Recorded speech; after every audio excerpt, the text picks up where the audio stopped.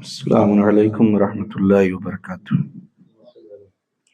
اعوذ باللہ من الشیطان اللعین الرجیم، بسم اللہ الرحمن الرحیم۔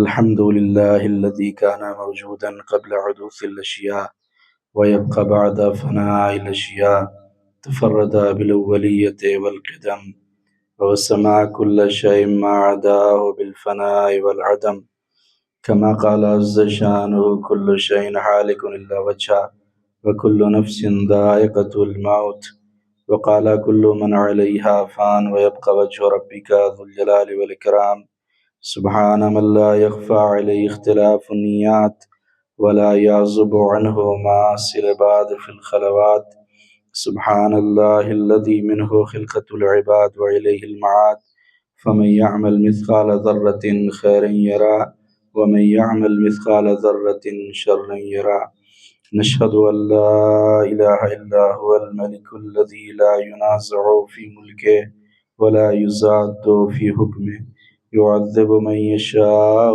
بما يشاء كيف يشاء ويرحم من يشاء بما يشاء كيف يشاء، تعذيبه المسيء عدل وعفوه تفضل، ثم الصلاة والسلام على أشرف الأنبياء والمرسلين وآله الطيبين الطاهرين المعصومين المظلومين الغر الميامين، ولعنة الدائمة الباقية على أعدائهم أجمعين، أما بعد، يا عباد الله أوصيكم ونفسي بتقوى الله۔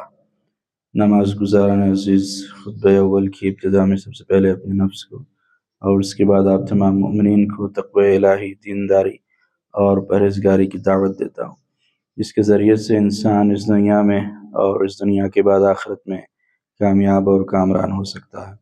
اعوذ باللہ من الشیطان الرجیم، بسم اللہ الرحمن الرحیم۔ والعصر ان الانسان لفی خسر الا الذین آمنوا وعملوا الصالحات وتواصوا بالحق وتواصوا بالصبر۔ اللهم صل على محمد وآل محمد۔ اللهم صل على محمد وآل محمد۔ اللهم صل على محمد وآل محمد۔ اعوذ باللہ من الشیطان اللعین الرجیم، بسم اللہ الرحمن الرحیم۔ الحمد للہ الذی لا الہ الا هو الحلیم الکریم، غافر الذنب وقابل التوب وهو الغفور الرحیم، سبحان من سبقت رحمته غضبه وبسط اليدان بالرحمة، سبحان من لم يكلف نفسا إلا دون وسعها وعفى عن السيئات ولم يجاز بها، إن الله وملائكته يصلون على النبي يا أيها الذين آمنوا صلوا عليه وسلموا تسليما، اللهم صل على محمد وآل محمد۔ اللهم صل على سيد المرسلين وشفيع المذنبين نبينا محمد صلى الله عليه وآله وسلم، اللهم صل على محمد وآل محمد وعلى الصديقة الطاهرة فاطمة الزهراء سيدة النساء العالمين، اللهم صل على محمد وآل محمد وعلى إمام المسلمين وقائد الغر المعجلين أمير المؤمنين علي بن أبي طالب، اللهم صل على محمد والحسن المجتبى، اللهم صل على محمد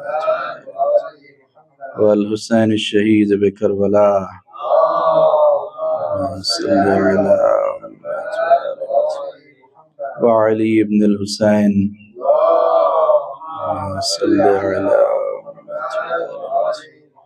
محمد بن علي، اللهم صل على محمد وجعفر بن محمد، اللهم صل على محمد وموسى بن جعفر، اللهم صل على محمد وعلي بن موسى، اللهم صل على ومحمد بن علي، اللهم صل على وعلي بن محمد اللهم صل على والحسن بن علي عليهم الصلاة والسلام اللهم صل اللهم صل على مولانا صاحب العصر والزمان اللهم صل على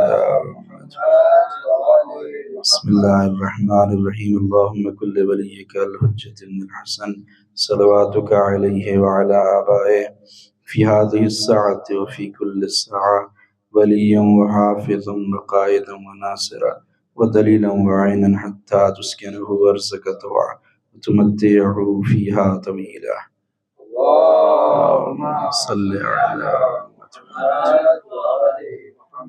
أما بعد يا عباد الله أوصيكم ونفسي بتقوى الله قال الله تعالى في القرآن الكريم وهو أصدق القائلين وقوله الحق والصدق أعوذ بالله من الشيطان الرجيم بسم الله الرحمن الرحيم ألم أعهد إليكم يا بني آدم ألا تعبدوا الشيطان إنه لكم عدو مبين نماز گزاران عزیز خطبہ دوم کی ابتدا میں سب سے پہلے اپنے نفس کو اور اس کے بعد آپ تمام مومنین کو تقوی الہی، دینداری اور پرہیزگاری کی دعوت دیتا ہوں۔ اس کے ذریعے سے انسان اس دنیا میں اور اس دنیا کے بعد آخرت میں کامیاب اور کامران ہو سکتا ہے۔ قرآن مجید کے سورہ مبارکہ یاسین کی آیت نمبر 64 ہے کہ جس آیت میں خلاق کائنات کا ارشاد ہو رہا ہے کہ اے آدم کی اولادوں، کیا ہم نے تمہارے ساتھ یہ وعدہ نہیں لیا، یہ عہد و پیمان نہیں لیا کہ تم شیطان کی پیروی نہیں کرو گے، کیونکہ شیطان تمہارا کھلا ہوا دشمن ہے۔ شیطان کہ جو جب سے جنت سے شیطان کو نکالا گیا اس وقت سے لے کر آج تک تمام بنی نوع انسان کا دشمن ہے اور آدم کی اولادوں کا دشمن ہے۔ مختلف طریقوں سے اور مختلف میتھڈ سے انسانوں کو گمراہ کرتا اور بہکاتا ہے، اور جب انسانوں کو گمراہ کرتا ہے تو شیطان بڑا خوش ہوتا ہے کہ آج اس نے اللہ کے بندوں کو صراط مستقیم سے ہٹا دیا اور بہکا دیا اور گمراہ کر دیا۔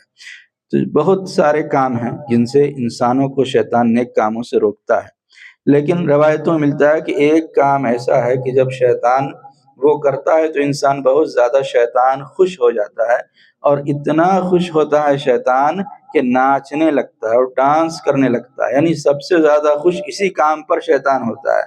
تو یہ کون سا کام ہے کہ جس کو کر کے شیطان اتنا خوش ہوتا ہے کہ لوگوں کے گھر کے پاس خیمہ لگا لیتا ہے، ٹینٹ لگا لیتا ہے اور شیطان فیض کرتا ہے، جشن مناتا ہے، اتنا زیادہ خوش ہوتا ہے۔ تو وہ کون سا کام ہے جو شیطان سب سے زیادہ خوش ہوتا ہے؟ تو روایت میں ملتا ہے کہ وہ کہ جب کوئی بیوی اپنے شوہر کے ساتھ لڑتی ہے، جب کوئی وائف اپنے ہسبینڈ کے ساتھ لڑتی ہے تو شیطان بہت زیادہ خوش ہوتا ہے، شیطان بہت زیادہ مسرور ہوتا ہے کہ میں نے ایک بیوی اور شوہر کے درمیان میں نے لڑائی کروا دی۔ تو روایت میں ملتا ہے کہ شیطان گھر کے کونے میں بیٹھا رہتا ہے، جو گھر کا کونا ہوتا ہے کونوں میں شیطان رہتا ہے، اور جب عورتیں گھر میں کام کرتی ہیں گھر کا تو شیطان وسوسہ پیدا کرتا ہے اور شیطان ورغلاتا ہے کہ جب تمہارا شوہر گھر میں آئے تھکا ہارا رات کو شام میں تو تم کہو کہ میں گھر کے اندر رہ کر جو کام کر رہی ہوں یہ بڑا کام ہے،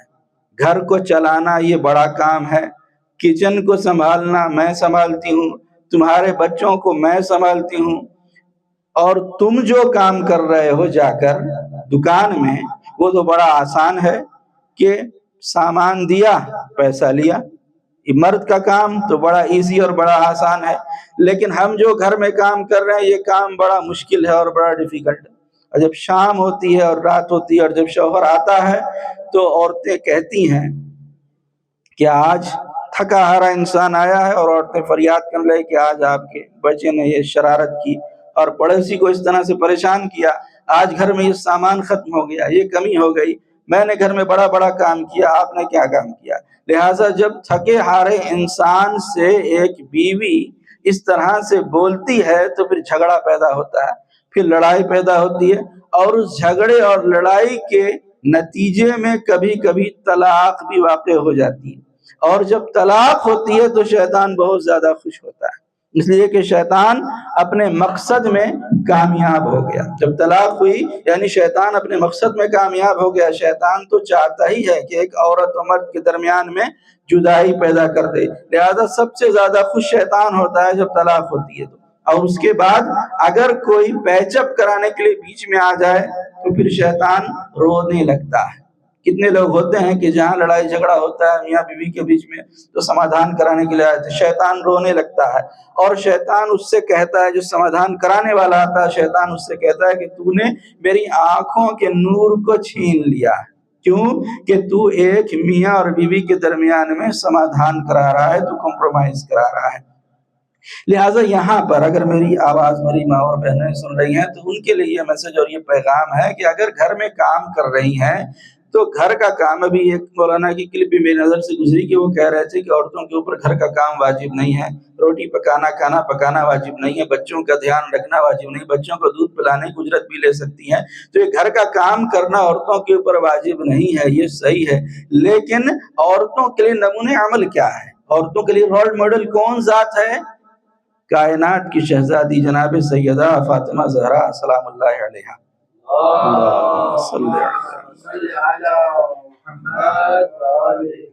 اگرچہ یہ کام خواتین پر لازم اور واجب نہیں ہے، لیکن شہزادی کونین کو دیکھیں کہ وہ گھر کے اندر رہ کر اگر چاہتی تو کام کے لیے آسمان سے حوریں آ سکتی تھی. آ سکتی یا نہیں؟ گھر میں کنیز بھی تھی فضہ، لیکن فضہ کے ساتھ بھی کیسی عدالت سے پیش آئی کہ گھر کا ایک دن کا سارا کام فضہ کرتی ہے تو دوسرے دن جناب سیدہ کرتی ہے. اور کر کے یہ بتایا کہ اپنے کنیزوں اپنے غلاموں اور داسیوں کے ساتھ ایسے مساوات کرو، جس طرح تم انسان ہو ویسے ہی وہ بھی تو انسان ہیں. اگر تم کام کر کے تھک جاتے ہو تو وہ بھی کام کر کے تھک جاتے ہیں. لہٰذا آپ کے گھر میں فضا بھی تھی، لیکن اس کے باوجود بھی، کنیز کے ہونے کے باوجود بھی خود گھر کا کام، سارا گھر کا کام خود کر رہی ہیں. بچوں کے کپڑے خود دھو رہی ہیں، آٹا خود گوندھ رہی ہیں، روٹیاں خود بنا رہی ہیں. اور واقعہ مشہور ہے کہ ایسی روٹی بنائی کہ آسمان سے فرشتے آ گئے لینے کے لیے، روٹیاں جنت تک چلی گئیں. اس طرح سے روٹیاں، اس طرح سے شوہر کی خدمت کر رہی ہیں شہزادی کونین کہ مولا علی کو کہنا پڑا کہ یہ عبادت خدا میں بہترین مددگار ہیں تو یہ فاطمہ زہرا ہے، یا رسول اللہ کی بیٹی میری بہترین مددگار ہیں اللہ کی عبادت میں. تو دیکھا آپ نے، آج کائنات کی عورتوں کے لیے اگر کوئی نمونہ عمل ہے تو شہزادی کونین کی ذات ہے. اگر آج کے زمانے میں ہماری مائیں اور بہنیں جناب سیدہ کو اپنا رول ماڈل بنا لیں، گھر میں کبھی جھگڑا نہیں ہوگا. گھر وہ جنت مرنے کے بعد وہ بات نہیں ملے گی، دنیا ہی جنت بن جائے گی، دنیا جنت بن جائے گی اگر عورتیں ایسا کردار اپنا لیں جو جناب سیدہ نے ان کے لیے پیش کیا. لہٰذا یہ لڑائی جھگڑا جو کروانے والا ہے وہ شیطان ہے، میاں بیوی کے بیچ جھگڑا کروانے والا شیطان ہے. لہٰذا شیطان کی چالوں کو سمجھیں، شیطان کی مکاریوں کو اور اس کی عیاریوں کو سمجھیں. پرانے زمانے میں جو بچپنا تھا آپ لوگوں نے بھی دیکھا ہوگا کہ کبھی کبھی ایک مداری آتا تھا. مداری، اس کے ہاتھ میں ایک ڈمرو ہوتا ہے اور ایک بندر اور بندریا. وہ ڈمرو بجاتا ہے اور بندر اور بندریا ناچتے ہیں. تو جو بچے اسکول جا رہے ہیں وہ اسکول چھوڑ کے وہاں گھیرا لگا کر کھڑے ہو جاتے ہیں دیکھنے کے لیے. کوئی آدمی کام پر جا رہا ہے دکان، وہ بھی کھڑا ہو گیا، کوئی آدمی اسپتال جا رہا تھا وہ بھی، تو ایک وہاں پر مجمع جمع ہو جاتا ہے دیکھنے کے لیے. اسی طرح سے شیطان کے پاس بھی ایسا ڈھول ہے اور ایسے آلات ہیں کہ جن سے لوگوں کو اپنی طرف شیطان جذب کرتا ہے اور شیطان اپنی طرف کھینچتا ہے. روایت میں ملتا ہے کہ شیطان کے پاس ایک جھنڈا ہے، شیطان کے پاس ایک ڈھول ہے، وہ ڈھول کو بجاتا ہے اور اس طرح لوگوں کو اپنی طرف کھینچتا ہے شیطان. روایت میں ملتا ہے کہ ایک مرتبہ ایک نبی بیٹھے ہوئے تھے مسجد میں، اللہ سے مناجات کر رہے تھے. تو اللہ سے دعا کی کہ پروردگار، میں چاہتا ہوں کہ مجھے شیطان کو دکھا دے کہ شیطان کس طرح سے تیرے بندوں کا شکار کرتا ہے، تاکہ میں سمجھ جاؤں تو میں تیرے بندوں کو شیطان جو بہکا رہا ہے اس سے بچا سکوں، ان کی حفاظت کر سکوں. تو اللہ کی آواز آئی کہ میرے نبی آپ مسجد سے باہر نکلیے، آپ کو شیطان دکھ جائے گا. اب وہ نبی دعا کرنے کے بعد جیسے ہی مسجد سے باہر نکلے تو دیکھا شیطان بیٹھا ہے کہ اس حالت میں کہ ہاتھ میں ایک جھنڈا لیے ہوئے ہے، کمر میں پٹکا بندھا ہوا، گلے میں ایک ڈھول ہے اور وہ ڈھول کو بجا رہا. تو انہوں نے دیکھا تو شیطان سے پوچھا کہ اے ملعون، یہ کیا ہے؟ تو اس نے کہا کہ یہ وہ آلات ہیں کہ جن سے میں اللہ کے بندوں کو بہکاتا ہوں، میں اللہ کے بندوں کو گمراہ کرتا ہوں۔ تو انہوں نے پوچھا کس طرح سے بہکاتا ہے؟ تب سنیے شیطان کیا کہتا ہے۔ شیطان کہتا ہے میں مسجد کے باہر کھڑا ہو جاتا ہوں۔ شیطان نے یہ نہیں کہا کہ میں شراب خانے کے باہر کھڑا ہو جاتا ہوں، میں بار کے باہر جاتا ہوں، میں کیسینو کے باہر جاتا ہوں۔ نہیں، شیطان ایسی جگہوں پر نہیں جاتا، اس لیے کہ ایسی جگہوں پر تو وہی لوگ جاتے ہیں جو آلریڈی بہکے ہوئے ہوتے ہیں۔ شیطان کہاں آتا ہے؟ صف مومنین میں اختلاف پیدا کرنے کی کوشش کرتا ہے۔ شیطان ہمیشہ مسجد کے باہر آتا ہے، امام بارگاہوں کے باہر آتا ہے۔ کیوں؟ اس لیے کہ وہاں اللہ کے نیک بندے آتے ہیں، وہاں آپ جیسے متقی پرہیزگار لوگ آتے ہیں، تو ایسے لوگوں کو شیطان بہکانے کی اور گمراہ کرنے کی کوشش کرتا ہے۔ ابھی گزشتہ جمعے کو یہ بات ہو رہی تھی کہ آخر وجہ کیا ہے؟ کسی نے ہم سے سوال کیا تھا کہ اور جتنی مسجدیں ہیں یہاں پر وہ سب پر ہیں، وہ سب فل رہتی ہیں، لیکن یہاں پر مومنین کی تعداد کم کیوں ہے؟ تو ایک عالم کی تقریر سن رہے تھے، انہوں نے بڑی اچھی بات کہی کہ آخر ہمارے یہاں عمل میں لوگ پیچھے کیوں ہو گئے ہیں؟ کیونکہ عقیدہ صحیح ہے۔ الحمدللہ یہاں پر جتنے بھی ہیں سب کا عقیدہ صحیح ہے، عقیدے میں غلطی نہیں ہے، تو اب شیطان عقیدے میں تو بہکا نہیں سکتا، لہٰذا شیطان عمل سے روکتا ہے۔ جن کا عقیدہ ڈگمگا نہیں سکتا انہیں عمل سے روکتا ہے، لیکن جن کے عقیدے میں غلطی ہے انہیں شیطان روکتا ہے نہیں ہے، جتنی عبادت کرتے رہیں عبادت قبول ہونے والی نہیں، اس لیے کہ عقیدہ ہی تو غلط ہے۔ تو یہاں پر اسی لیے عقیدے میں اگر کسی کی غلطی ہے، اصول میں اگر اصول دین میں غلطی ہے، پھر جتنا بھی انسان عمل کر لے پھر یہ قابل معافی بھی نہیں ہے۔ اللہ اصول دین میں عقیدے میں کسی غلطی ہے وہ قابل معافی نہیں ہے، لیکن عمل میں غلطی ہے، عمل میں کوئی کمی رہ گئی، اللہ معاف کرنے والا ہے۔ لہٰذا ہمیں زیادہ محتاط رہنا چاہیے کہ کیونکہ ہمارا عقیدہ صحیح ہے تو شیطان عمل سے ہمیں غافل کرنے کی کوشش کرتا ہے، عمل میں بہکانے کی کوشش کرتا ہے کہ عمل میں مومن کم ہو جائے۔ تو شیطان کہتا ہے کہ میں مسجد کے باہر کھڑا رہتا ہوں اور اپنے ایک دوست کو مسجد کے اندر بھیجتا ہوں کہ وہ جاتا ہے، اور جب نمازی اور مسلین کہتے ہیں السلام علیکم ورحمۃ اللہ وبرکاتہ تو لوگوں کے دلوں میں وسوسہ پیدا کرتا ہے، اور میں مسجد کے دروازے پر کھڑا ہو جاتا ہوں اور یہ ڈھول لے کر میں 3 آوازیں لگاتا ہوں، اور سب سے پہلی آواز میں لگاتا ہوں الطما الطما۔ جب میں الطما الطما کہتا ہوں اور کہہ کر ڈھول بجاتا ہوں زور زور سے، تو مسجد میں جتنے بھی لوگ جیسے ہی سلام پڑھتے ہیں نماز کا تو ان کے دل میں لالچ پیدا ہوتا ہے کہ اگر میں دیر تک مسجد میں بیٹھا رہا تو دوسرے لوگ جائیں گے اور جا کر دکان کھولیں گے، گراہک ان کی دکان پر چلا جائے گا، یہ حیدر بھائی جا کے زیادہ بھلو بیچ لیں گے اور میرا بھلو کم بچے گا بکے گا۔ میں جلدی سے باہر چلا جاتا ہوں کہ کہیں سارے گراہک ان کی دکان پر نہ چلے جائیں اور میں محروم رہ جاؤں گا، میں پیچھے رہ جاؤں گا، لہٰذا فوراً وہ جلدی سے باہر نکل جاتا ہے۔ یہ پہلا گروہ۔ دوسرا گروہ شیطان کہہ رہا ہے، میں دوسرا مرتبہ کہتا ہوں الحرص الحرص کہہ کر میں ڈھول بجاتا ہوں۔ جب ڈھول بجاتا ہوں تو وہ لوگ کہ جن کے دل میں دنیا کی لالچ ہوتی ہے وہ فوراً مسجد سے باہر نکل جاتے ہیں اور میرے پرچم کے نیچے آ جاتے ہیں، میرے جھنڈے کے نیچے آ جاتے ہیں۔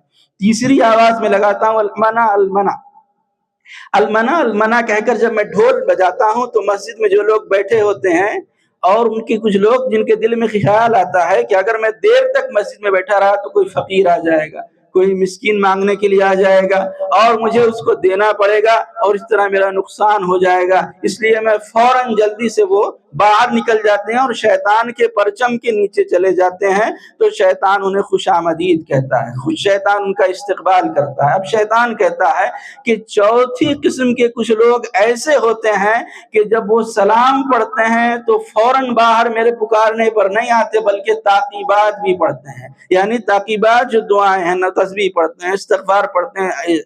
ایسے ہی یہی وہ لوگ ہیں کہ جن کو میں گمراہ نہیں کر پاتا، یہی وہ لوگ ہیں جن کے لیے اللہ نے کہا ہے کہ الا عباد اللہ المخلصین، تو سب کو گمراہ کرے گا لیکن میرے مخلص بندوں کو تو گمراہ نہیں کر سکتا، انہیں تو بہکا نہیں سکتا ہے۔ تو یہی وہ لوگ ہیں کہ جن کو میں بہکا نہیں پاتا ہوں۔ لہٰذا دیکھا آپ نے کہ کس طرح سے شیطان ورغلاتا ہے اور گمراہ کرتا ہے۔ تو پھر شیطان کہتا ہے کہ جو لوگ باہر آ جاتے ہیں جب موت کا وقت آتا ہے تو میں ان کی جو عاقب آخرت جو مر رہے ہیں، جو آخری لمحہ ہے وہ ایمان کے اوپر نہیں ہوتا، وہ کفر کے اوپر ہوتا ہے، میں ان کے ایمان کو چھین لیتا ہوں۔ اسی لیے روایتوں میں یہ تاکید کی گئی ہے کہ انسان زندگی تو جیسے گزار رہا ہو، لیکن موت کے وقت کیسا، یہ اہم ہے کہ جب روح نکل رہی ہے اس وقت آپ ایمان کے اوپر ہیں یا نہیں ہیں، اس وقت دین کے اوپر ہیں یا نہیں ہیں، یہ بہت اہم ہے۔ اسی لیے روایت میں بار بار دعا کرنے کے لیے کہا گیا کہ اللہ میری عاقبت بخیر فرما،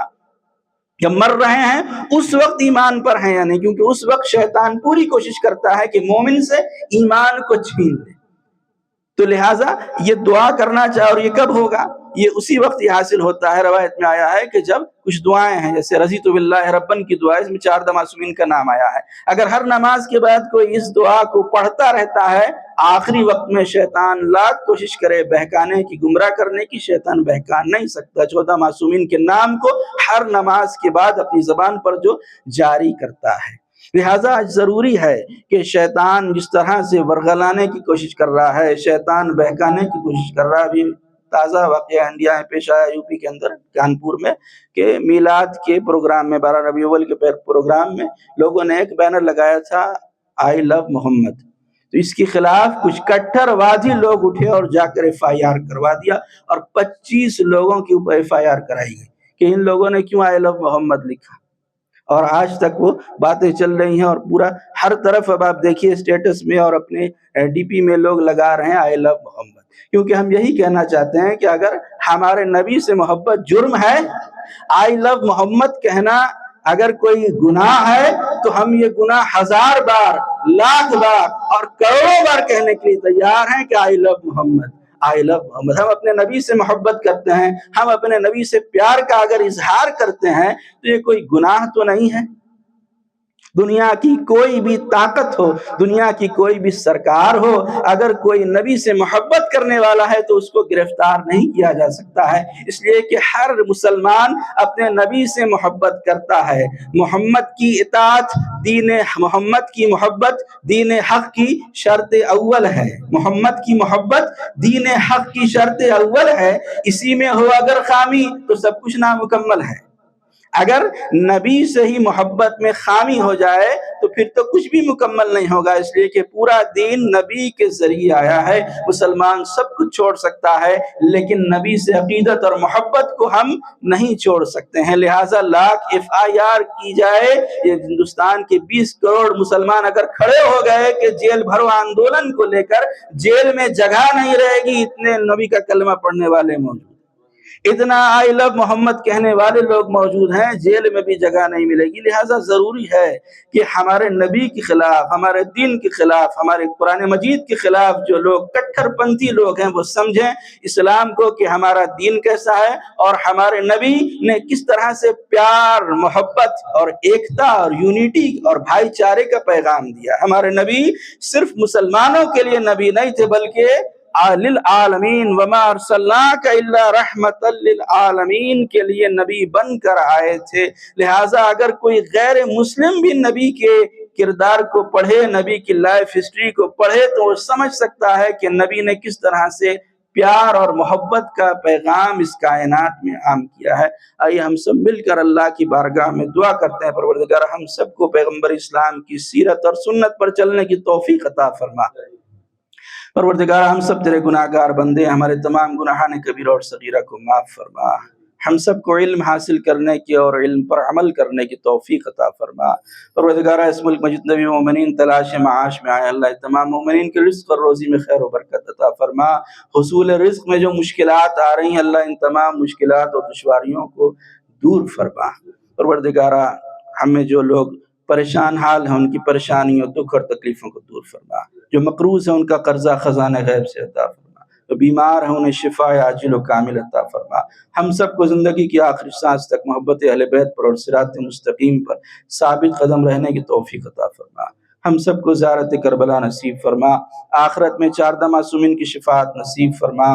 پروردگارہ مقامات مقدسہ کی حفاظت فرما، اہل بیت کے چاہنے والے جہاں جہاں رہتے ہیں ان کی جان، مال، عزت و آبرو کی حفاظت فرما۔ پروردگار ہمارے مولا و آقا ہمارے سید السردار امام زمانہ کے ظہور میں تعجیل فرما۔ ہم سب کو اپنے مولا و آقا کے مخلص غلاموں و جانثاروں میں شمار فرما۔ وارحمنا. اللهم اغفر للمؤمنين والمؤمنات والمسلمين والمسلمات الأحياء منهم والأموات. تابع بيننا وبينهم بالخيرات إنك مجيب الدعوات إنك على كل شيء قدير. بسم الله الرحمن الرحيم. إنا أعطيناك الكوثر فصل لربك وانهر إن شأنك هو الأبتر. والسلام عليكم ورحمة الله وبركاته. صلى الله عليه وسلم.